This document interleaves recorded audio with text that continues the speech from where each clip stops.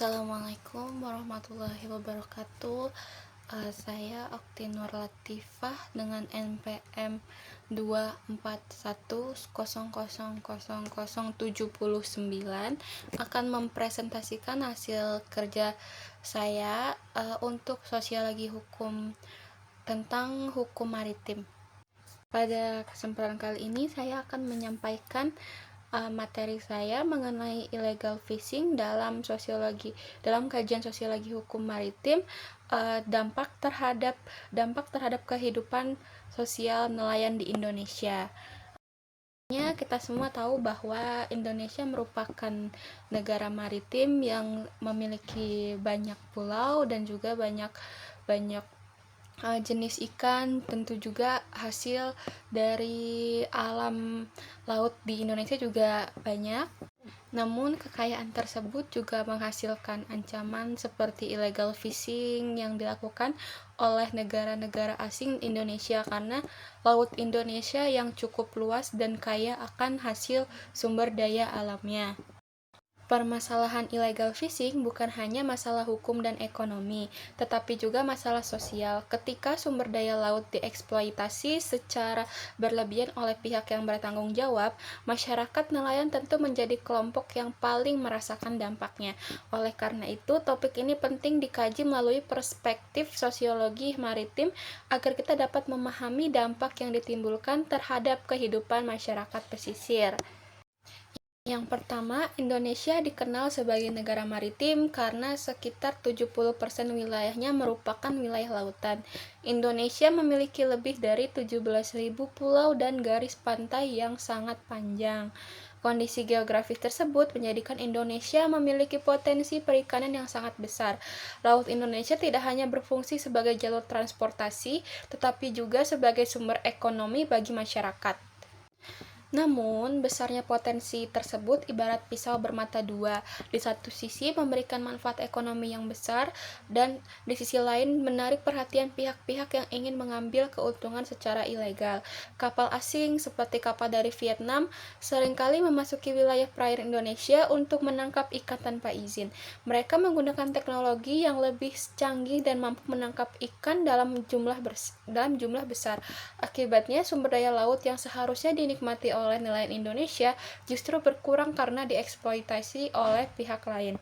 Oleh sebab itu, kekayaan laut Indonesia memerlukan perlindungan dan pengawasan yang kuat agar dapat dimanfaatkan secara berkelanjutan. Selanjutnya, sosiologi hukum dan kriminologi. Jika dilihat dari sisi sosiologi hukum, illegal fishing merupakan bentuk pelanggaran terhadap aturan yang telah dibuat oleh negara. Namun, sosiologi hukum tidak hanya ada atau tidaknya pelanggaran, namun juga berusaha memahami mengapa pelanggaran itu terjadi serta bagaimana dampaknya terhadap masyarakat. Sementara itu, dalam kriminologi, illegal fishing dapat dikategorikan sebagai kejahatan yang dilakukan demi memperoleh keuntungan ekonomi. Pelaku memanfaatkan luasnya wilayah laut dan keterbatasan pengawasan untuk melakukan tindakan yang melanggar hukum. Dari sudut pandang ini, illegal fishing tidak hanya merugikan negara dari sisi ekonomi, tetapi juga menimbulkan ketidakadilan sosial. Nelayan lokal yang mematuhi aturan justru menghadapi persaingan yang tidak seimbang dengan kapal-kapal besar yang melakukan penangkapan ikan secara ilegal. Lihat dari regulasi formal seperti UNCLOS 1982, sosiologi hukum mengajak kita melihat hukum sebagai gejala sosial yang hidup di dalam masyarakat. Oleh karena itu, karena ada aturan yang melarang illegal fishing, namun di lapangan melihat hukum tersebut sering dilanggar atau penegakannya timpang, disitulah letak masalahnya. Ada kesenjangan antara dasolen, apa yang seharusnya menurut hukum, dan dasein, apa yang senyatanya terjadi di laut kita.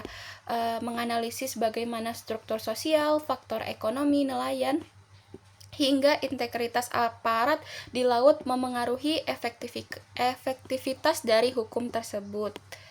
Di sisi kriminologi menganalisis bagaimana respon negara terhadap kejahatan tersebut. Salah satunya adalah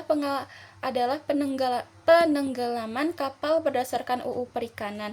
Melalui kriminologi maritim, kita bisa mengukur sejauh mana tindakan tegas penenggelaman kapal tersebut benar-benar mampu memberikan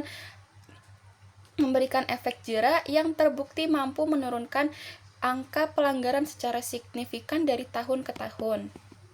Dari sosiologi maritim dan kriminologi, kita bisa melihat bahwa illegal fishing bukan hanya cuma pelanggaran pasal, tapi sebuah kejahatan kompleks yang punya akar sosial dan memerlukan penegakan hukum yang berdampak nyata.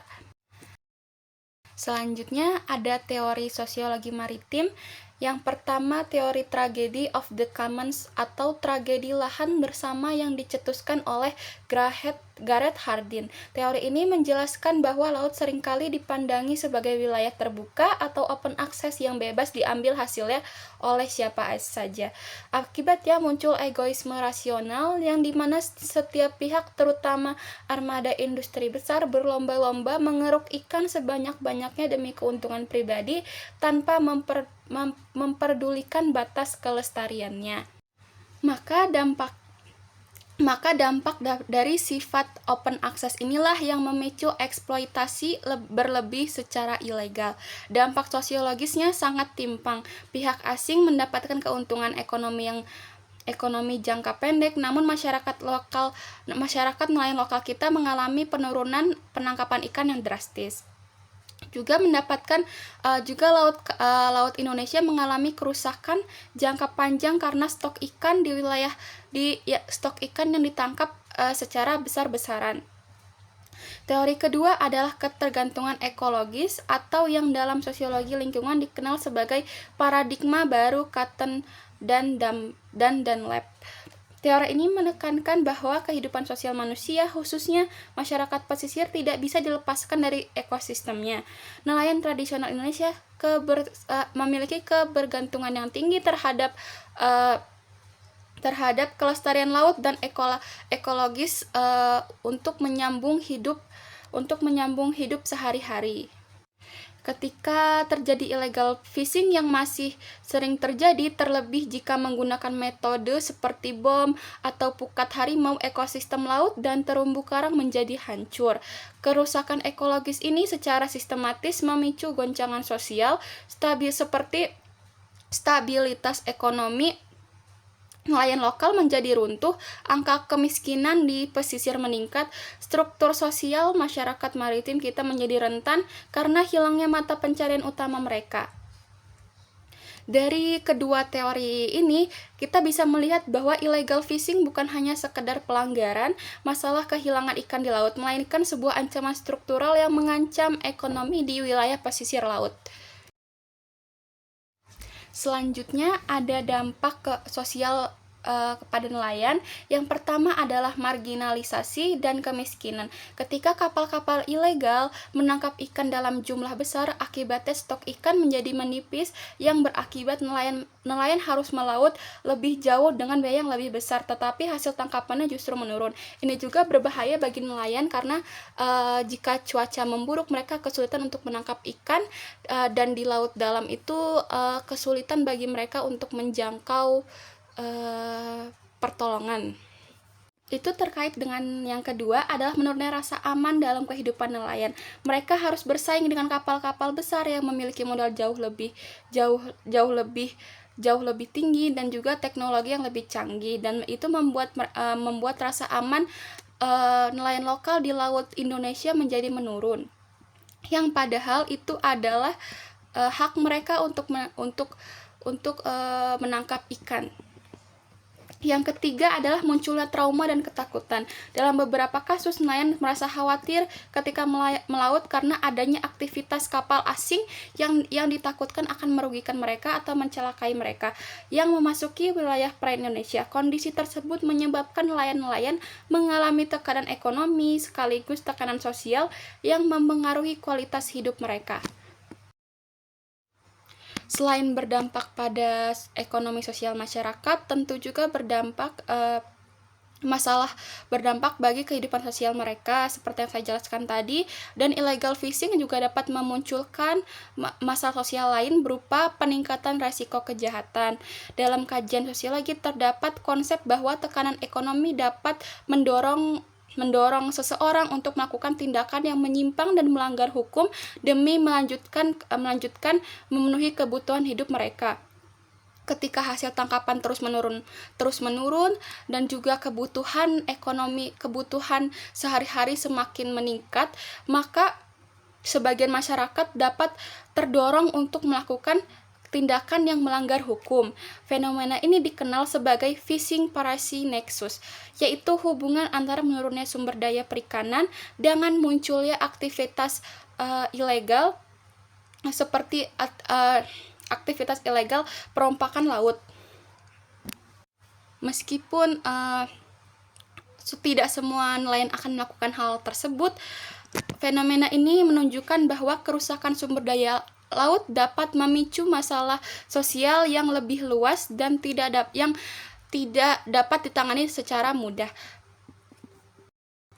Selanjutnya ada indikator keberhasilan kebijakan. Untuk mengatasi illegal fishing, pemerintah Indonesia telah menerapkan beberapa kebijakan, salah satunya seperti penenggelaman kapal. Berdasarkan data yang terdapat pada slide, jumlah kapal yang ditindak mengalami penurunan dari tahun ke tahun. Selain itu, kerugian negara akibat praktik illegal fishing mengalami penurunan yang cukup signifikan. Data tersebut menunjukkan bahwa kebijakan pemberantasan illegal fishing memberi dampak positif dan perlindungan sumber daya alam. Namun, keberhasilan kebijakan tidak hanya diukur dari segi penenggelaman kapal. Tetapi juga peningkatan kehidupan para nelayan di pesisir dan keberlanjutan sumber daya perikanan di masa depan. Ada hukum penindakan. Dalam melakukan penindakan terhadap illegal fishing, Indonesia memiliki dasar hukum yang kuat. Yang pertama, ada pasal 69 ayat 4 Undang-Undang Nomor 45 ayat tahun 2009 tentang perikanan, memberikan kewenangan kepada penyidik untuk mengambil tindakan terhadap kapal asing yang melakukan pelanggaran di Indonesia. Kedua, berdasarkan UNCLOS 1982, Indonesia memiliki hak berdaulat untuk mengelola dan melindungi sumber daya alam yang berada di wilayah zona ekonomi eksklusif atau ZEE. Yang ketiga, Indonesia juga memiliki kewenangan untuk memeriksa, menahan, dan membawa kapal pelanggar ke proses hukum sesuai ketentuan internasional. Dengan adanya ketiga dasar hukum tersebut, Indonesia memiliki legitimasi yang jelas dalam upaya pemberantasan kapal-kapal ilegal yang masuk ke perairan Indonesia. Kesimpulannya adalah illegal fishing merupakan masalah yang kompleks karena tidak hanya berdampak pada aspek ekonomi tetapi juga pada efek sosial dan hukum. Karena praktik ini menyebabkan berkurangnya ikan, menurunnya kesejahteraan sosial di wilayah pesisir, dan menyulitkan bagi nelayan untuk menangkap ikan. Oleh karena itu, kebijakan-kebijakan tersebut harus tetap dipertahankan, dan kehidupan sosial kita juga harus menjamin kehidupan sosial di wilayah pesisir nelayan. Sekian yang dapat saya sampaikan. Mohon maaf bila ada kekurangan ataupun kata yang tidak seharusnya saya ucapkan. Wassalamualaikum warahmatullahi wabarakatuh.